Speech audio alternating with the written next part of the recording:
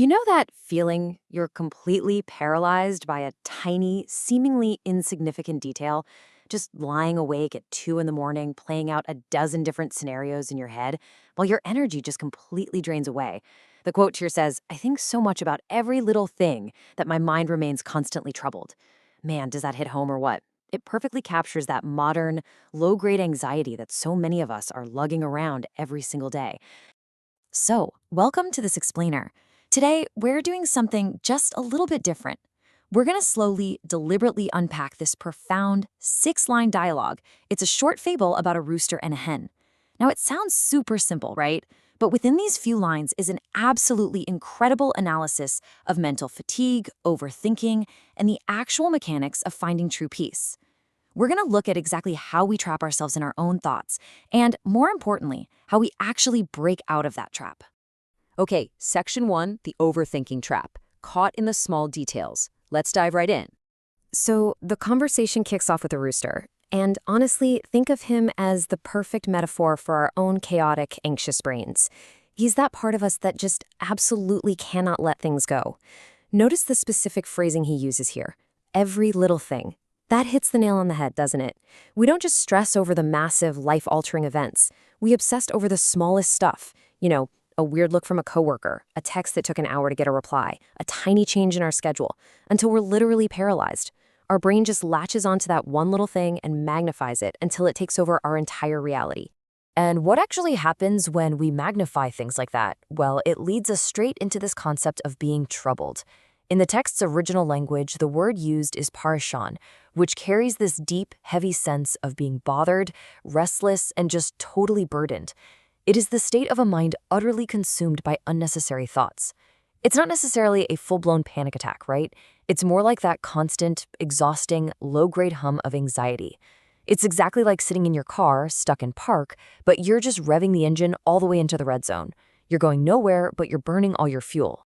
Moving on to section 2, the exhausted mind, the illusion of problem solving. To counter all that chaos, we desperately need a grounding force, and that's where the hen comes in. She's that stoic, rational voice of reason we all really need to hear when we're spiraling out of control. Her response brilliantly points out the biggest trap of anxiety.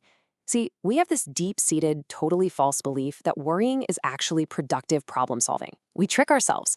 We think, hey, if I just analyze this problem from 50 different angles, I'm doing the work to fix it. But guess what? We're not. We aren't doing a single thing to the actual problem. We are literally just draining our own vital energy. Seriously, think about this comparison for a second. Despite all your pacing back and forth, all the sleep you've lost, all those mental gymnastics, the actual size of the problem, it remains exactly the same. But the tiredness of your mind, that just grows and grows continuously. Rumination does absolutely nothing to shrink the obstacle in front of us. It only shrinks our capacity to actually deal with it. So you end up having to face the exact same problem, but now you have to face it with an exhausted, totally depleted mind. Which brings us right to the breaking point. The rooster finally hits a wall and asks, then what should I do? And I want to pose this exact desperate question directly to you. Have you been here? Because this is the precise moment of realization where we finally admit our current operating system is totally failing us. Look, recognizing that overthinking is exhausting is a great first step, sure, but it leaves a vacuum. If we don't have a practical strategy to break the cycle right here, we're just going to fall right back into the trap. All right, section 3, the circle of control, shifting your focus. Let's see how we fix this. This is the exact moment we shift from just identifying the problem to actually implementing a solution. And the hen drops a flawless 2-step formula right here. Step 1, focus on what is in your control. Step 2, leave the worry about the rest. Now, I know it sounds simple, almost too simple, but applying this methodically is an absolute game changer. By identifying what we can actually take action on, like our own behavior, our own responses, our immediate next steps, we instantly cut through that exhausting noise of helplessness. And the rest of the stuff, other people's opinions, the unpredictable future, the past that we literally cannot change, that all falls into step 2. You just have to leave it. But here's the catch, right? Leaving the worry about the rest often feels like we're just giving up. Our anxious brains are screaming at us that if we stop worrying, we're being irresponsible. But letting go of the uncontrollable is a highly strategic choice. It is not a surrender. It's a highly intentional reallocation of your limited mental resources. You're basically making the choice to take all that energy you are wasting on things you literally cannot change, and you're pouring it entirely into the few things you actually can. Which brings us to section 4, the calm decision maker, the ultimate payoff of peace. So, what actually happens when we do this, when we let go? We experience a complete paradigm shift. We move from where we started, that troubled mind fixated on every little thing, just trapped in chaos, over to the rooster's new commitment, a peaceful mind, striving to live every single moment in peace. It's this beautiful shift from reactive anxiety to intentional calm. The peace itself becomes the actual goal, rather than just waiting around for this magical day when we finally have zero problems. And the hen wraps it all up with this incredibly powerful concluding thought. This is true wisdom. A calm mind makes the right decisions. For me, this is the ultimate takeaway of this entire explainer. Peace isn't just some pleasant, fuzzy feeling we hope to have while relaxing on a Sunday afternoon.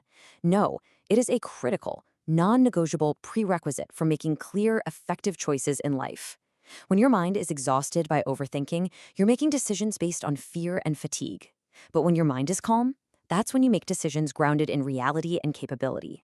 So let's pull all this together. The crucial takeaways from this little fable really boil down to 4 main steps.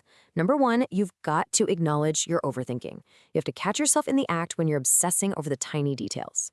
Number 2, recognize your mental fatigue. You need to truly understand that worrying is not fixing anything, it is only draining you. Number 3, shift your focus entirely to what you can control and drop the rest. Just drop it. And finally, number 4, remember that cultivating this calm mind is the exact thing that will allow you to make better, much wiser choices moving forward. So I want to leave you with this one thought. If a calm mind makes the right decisions, what decision is your overthinking preventing you from making today? Seriously, are you stalling out on a major life choice right now just because your mental energy is being completely drained by details you can't even control? Take a deep breath. Look at what you actually have control over. Quiet the mind, and I promise you, the right decision will reveal itself.